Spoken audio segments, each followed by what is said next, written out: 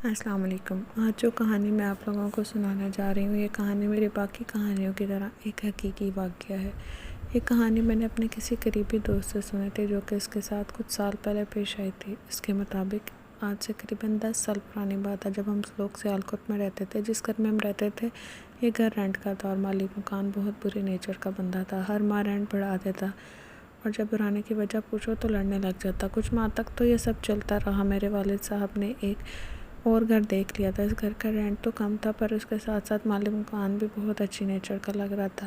میرے والد صاحب نے یہ سب باتیں آ کر ہم لوگوں سے شیئر کی، یا یوں کہہ لیجیے اپنا فیصلہ سنایا تھا۔ ابھی مہینہ پورا نہیں ہوا تھا، اس لیے ہم نے کچھ دن اس گھر میں مزید رکنے کا سوچا۔ اگلے دن میں والد صاحب اور بڑا بھائی یعنی کہ ہم تینوں نے گھر دیکھنے کے لیے گئے، جس کے بارے میں گزشتہ رات والد صاحب بتا رہے تھے۔ یہ گھر ہمارے اس وقت کے موجودہ گھر سے کچھ فاصلے پر تھا۔ یہ ایک نئی آبادی تھی، مطلب کوئی نئی جگہ تھی جیسے آج کل ہاؤسنگ سوسائٹیز ہوتی ہیں، شاید اسی طرح کا کچھ تھا۔ یہ گھر آبادی سے کافی فاصلے پر تھا اور اس کے نزدیک بھی ابھی تک کوئی گھر یا عمارت تعمیر شدہ نظر نہیں آئی، بس مکمل میدان نما سا علاقہ تھا۔ گھر بنا تو ٹھیک طرح سے تھا مگر بالکل بے رونق، اوپر سے علاقہ بھی بے نور۔ اس نے بتایا میں اس گھر میں آنے پر خوش تھا، لیکن یہاں خوف معلوم ہوتا تھا، شاید اس لیے بھی کہ یہ آبادی سے ہٹ کر تھا۔ والد صاحب اس مکان کو حال سے نہیں جانے دینا چاہتے تھے۔ وجہ یہ تھی کہ وہ پرانے مالک مکان کے ایٹیٹیوڈ سے تنگ آ چکے تھے، اور شاید اس لیے بھی کہ اس کا رینٹ بھی مناسب تھا۔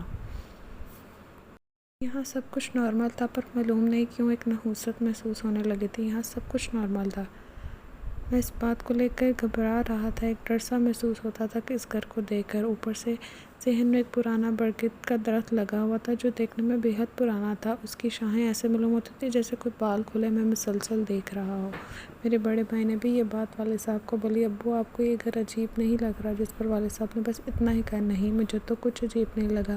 اس گھر میں کچھ بلیاں بھی نظر آئیں، اور عجیب بات یہ تھی کہ وہ بلیاں ہم لوگوں سے بالکل بھی خوفزدہ نہیں تھیں۔ اگلے دن ہم لوگوں نے گھر کی صفائی شروع کر دی۔ صفائی کے دوران ہمیں ایک کمرے میں کچھ گیندے کے پھولوں کی پتیاں ملی۔ بعد میں معلوم ہوا کہ یہ پھول ہندو لوگ اپنی عبادت کے دوران استعمال کرتے تھے۔ خیر وہ دن ہم لوگ یہاں شفٹ ہو گئے۔ اس نے بتایا کہ جب ہم سامان کے ساتھ اس گھر پہنچے تو گھر کے مین گیٹ کے بالکل سامنے ایک کالی بلی بیٹھی تھی۔ اس بلی کو دیکھ کر میرے والد صاحب نے دھتکارا، پر وہ بھاگنے کی بجائے اڑاڑنے لگی اور اسی طرح کھڑی ہو گئی جیسے ابھی ہم پر حملہ کر دے گی۔ خیر گاڑی سے سامان اتارا جانے لگا۔ اتنی دیر میں وہ بلی معلوم نہیں کہاں غائب ہو گئی۔ ہم نے گھر ایک دن پہلے ہی آ کر صاف کیا تھا، اس لیے بس سامان رکھنے کی ہی تکلیف تھی۔ سامان رکھ کر ہم بالکل تھک گئے تھے۔ رات کا کھانا کھا لینے کے بعد ہم لوگ اپنے اپنے بستروں پر جاتے ہی تھکن کی وجہ سے سو گئے تھے۔ رات کے کسی پہر ہمیں صحن سے بلیوں کے رونے کی آواز آنے لگی، جن کو سن کر ہم لوگ خوف کے دائرے میں آ گئے۔ ابو اٹھ کر باہر آ گئے اور انہیں دھتکار دیا، جس کے بعد ہماری جان میں جان آئی۔ صبح سب لوگ اٹھے تو صحن میں کسی جانور کا کٹا ہوا سر پڑا تھا اور بلی اسے نوچ نوچ کر کھا رہی تھی۔ میں نے جب سے اسے دیکھا تو ڈر کے مارے شور مچا دیا۔ عجیب بات تو یہ تھی کہ وہ بلی اس شور کے باوجود بھی وہاں سے نہیں بھاگی، جیسے اسے فرق ہی نہ پڑا ہو۔ ابو نے ایک لکڑی کی چھڑی ہاتھ میں اٹھائی اور 2-3 بار زور سے زمین پر ماری، جس سے وہ بلی سر سمیت بھاگے۔ مجھے حیرت ہوئی کہ بلی کیسے کسی بڑے جانور کا سر اپنے دانتوں میں دبا کر بھاگ رہی تھی۔ وہ سر تو شاید بلی سے بھی بڑا لگ رہا تھا۔ ایک عجیب بات تو یہ تھی کہ اس پورے علاقے میں کوئی بھی قصائی نہیں تھا، تو پھر یہ بلی وہ سر کہاں سے لے کر آئی تھی؟ وہ سر بالکل ایسا تھا جیسے اس کے اوپر کی کھال کسی نے انتہائی مہارت سے اتاری ہو، اور ایسا کام کوئی قصائی ہی کر سکتا تھا۔ ہم لوگ یہ سب دیکھ کر بہت ڈر گئے تھے، پر ابو نے ہنس کر کہا اس میں ڈرنے والی تو کوئی بات نہیں ہے، یہ اتوار کا دن تھا اس لیے ہم سب لوگ گھر ہی میں تھے۔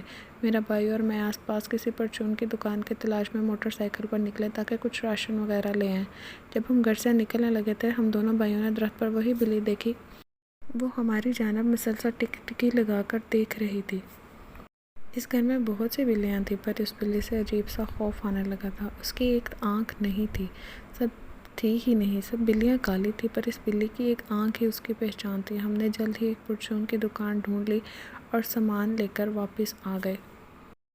دن اسی چہل قدمی میں گزر گئے اور رات ہو گئی۔ رات کے کسی پہر اس کے والد صاحب کی آنکھ کھلی اور شاید باتھ روم کے لیے نکلے تو وہی بلی نظر آئی۔ انہوں نے اسے بھگانے کی کوشش کی تو وہ کہیں غائب ہو گئی۔ گرمیوں کے دن تھے اور ہمیں اس گھر میں رہتے ہوئے ایک ہفتہ ہو گیا تھا، روز ہی کچھ نہ کچھ عجیب دیکھنے کو ملتا تھا۔ اب والد صاحب کو بھی یہاں کسی پراسرار چیز کے ہونے کا احساس ہو گیا تھا، پر شاید وہ اس لیے خاموش تھے کہ ہماری فیملی میں ایک وہی تھے جو ہم سبھی کو سنبھالے ہوئے تھے۔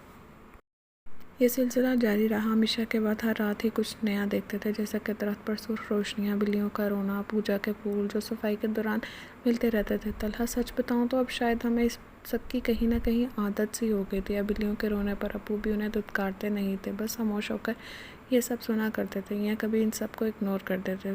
یہ ایک چیز تو ظاہر وہ یہ کہ ہم سب گھر والوں کا ایٹیٹیوڈ کافی بدل گیا تھا، اور ایک رات تو حد ہی ہو گئی تھی۔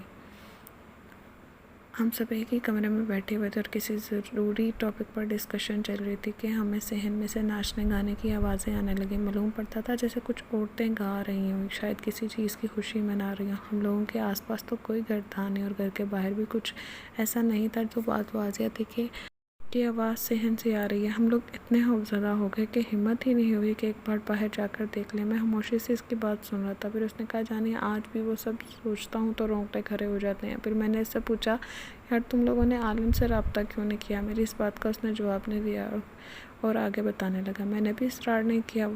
والد صاحب مالک سے بات کرنے کے اس کی طرف گئے، ساری رام کہانی اسے سنائی۔ پہلے تو وہ اس بات کو مانا نہیں، لیکن ابو کے زیادہ اصرار پر کہنے لگا، صوفی صاحب آپ اس دور میں بھی پتھروں کے زمانے کی باتیں کر رہے ہیں۔ اس پر والد صاحب غصے ہو کر بولے، اللہ کے بندے، یہ سب میں نے اپنی آنکھوں سے دیکھا اور سنا ہے، تم اب مجھے جھٹلا رہے ہو؟